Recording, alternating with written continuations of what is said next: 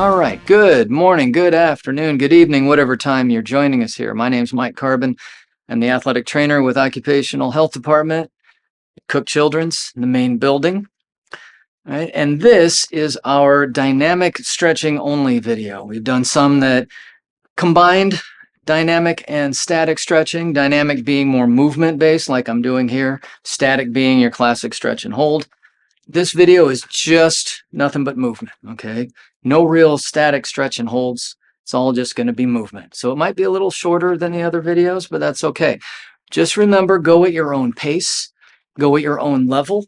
If I have you reaching out or reaching across or up and down or stepping out and you don't want to do that and you'd rather just stay here and keep it nice and simple, that's fine. If you can, bring that foot out. Whenever you're rotating, you want to try to at least pivot on the back foot so that you keep your hips and shoulders in line with each other. You don't want your hips going one way and your shoulders going another. Okay, now sometimes we'll do a stretch where I'll have you go a little bit further, but that's just because in life and at work, there's some things that demand that you do that, or sometimes you just do it without thinking. And even though it's not good, it happens. And so I want to make sure that you're flexible enough and mobile enough to do that without hurting yourself. So again, this is all just to warm up, just get blood flowing through the joints and the muscles, warm things up nice and good. I don't need you breathing terribly hard. I don't need you sweating really hard. Okay? I just need you warming up. So do what you can. And if there's something we're doing that you can't really do, then just back off and pick back up with the next exercise. So from here, we're just going to do some simple turns, right? From here. Now, from here, I want you to take this, take your opposite arm and punch across your body as you're turning. Nice, easy punches. You know, you're not trying to really hit anything very hard. You're just punching across, okay? And now from here, I want you to go up across your face. So we're going to do a few of these, about 8 to 10 of each one of these movements. All right. Now from here, I want you to go down and reach across this way. Still want you pivoting on that back foot. Okay. Don't want you to keep those feet locked in place. I want those to be free and flowing and allow your hips to move with your shoulders. Take the pressure off your back. All right. Now from here, we're going to do a sway. I'm just going to go back and forth. Kind of like a skater. If you want to take that foot behind, the moving foot behind the standing foot, that's fine. Otherwise, you just bring the feet together and then back out. If you want to bring the arms up a little higher, great. Otherwise, you can just keep those down. Okay. All right, now from here, again, we're just going to go back and forth, squeezing those shoulders. Okay, now what I want you to do from here is just take this, okay, and just roll the shoulders back and forth. Okay, we're going to go forward. Do a few going forward, and then a few going backward. Okay. If you want to bring the elbows into it, that's fine. Make bigger circles. You can bring the arms out and do it that way, or you can just keep the elbows in like this, or you can just keep everything down and go backward. Let's do a few more going forward.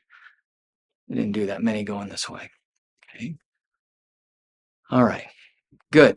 Okay, now from here, I want you to take your neck and gently roll your neck side to side, bringing your chin down toward your chest and then your ear up toward your shoulder.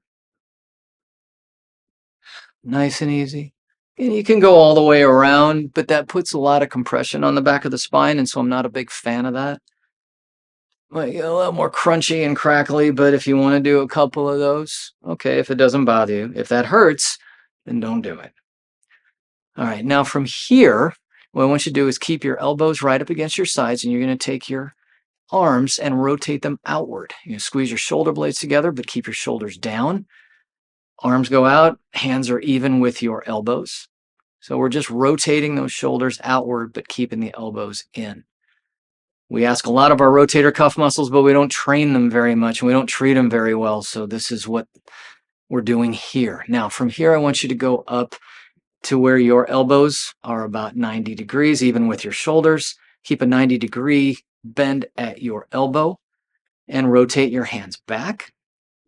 Again, try to keep your elbows up. Try not to let them dip. Try to keep them up. Just going back nice and easy. Okay? And then from here, I want you to go straight up with the hands. You're going straight up with the hands. You can go all the way up, wonderful, but you want to keep the elbows back, kind of like you're doing like a snow angel, but standing up. Okay, so try not to bring them out here. Try to keep them right up, straight up over your head. It's a very good postural exercise. And also make sure your head stays back. It doesn't come forward like this either. Don't want that either. All right, now from here, I want you to drop forward, and we're going to do what we call a pot stirrer. You're going to make some circles with your arms like you're stirring a big pot. All you really need to do here is just give it a little gas and let gravity and momentum do the rest of it. All right, let's switch and go the other way. So we do 8, 10, 12, however you feel like doing. You can make big circles, you can make little circles, whatever you feel like you can handle. All right, let's switch arms and move on to the next. Okay, again, doing some circles. This way we're going clockwise, and then we'll turn around and we'll go counterclockwise. Of course, if you're watching the video, it's probably the other way around. Always remember to breathe too. Don't hold your breath. That can cause all sorts of problems that we don't want. All right, now from here, you're going to stand back up nice and smooth, put your hands in your back, and do the long car ride stretch. Okay, you've been sitting in a car for a long time, 2-3 hours, or you've been sitting at your desk for 2 or 3 hours without getting up, which we try to promote people getting up out of their desks every 30 minutes. We call the 30-30 rule. Every 30 minutes you sit, try to stand up, move around for at least 30 seconds, but sometimes you're just busy in a meeting, a Zoom call that goes on forever, or you're just working on something and you're staring at your computer, and before you know it, 2 hours have gone by and you go to stand up and everything is stiff. So this is a good one to do then. Okay. All right. Now from here, I want you to drop down to your hips, and we're going to do some hip movements, a little bit of circles, hip circles, nice and easy, a little hula hoop action for those of you who remember what a hula hoop is. If you don't, then don't worry about it. I was never any good at the hula hoop. I was a little kid when it was still popular. Fortunately, it kind of ran its course before I got older. But yeah, I didn't have the loosest hips, so I was never any good at it. When we tried to do it in gym class, it would always just go right to my feet. Like, whatever, let me play basketball. Okay, now from here, I want you to just go right into a march. You can keep the knees down low to the ground and have a little quicker pace, or you can slow it down and lift the knees up. You can. If you can, try to bring your hands behind your leg and lift your knee up toward your chest. Make sure that you have good balance and that you're stable before you lift up. I don't want you to go so fast that you throw yourself off balance and stumble and fall over. Now, another way you can do it that's a little bit more advanced is grab the front of your knee and pull up. And some people like doing this, others don't. If you can't really do this, then fine, just go back to one of the lower levels of it, or just go into a march. Okay. Now from here, I want you to take one knee across your body. Okay. Make sure that you're turning your hips with your torso, keeping your hips mostly in line with your shoulders. Okay, that we're not getting a twist, we're getting more of a turn. All right, the next one is called a gate opener. You're going to take it across and then out away from you.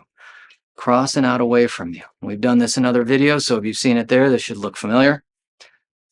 Okay, you're coming across and then stepping over, keeping your knee bent. If you want to straighten out and do like a full circle, like a crescent kick in a Jet Li movie, fine, but that's more advanced than most people really care to do. And again, this is a warm-up. You know, we're not shooting a Jackie Chan movie.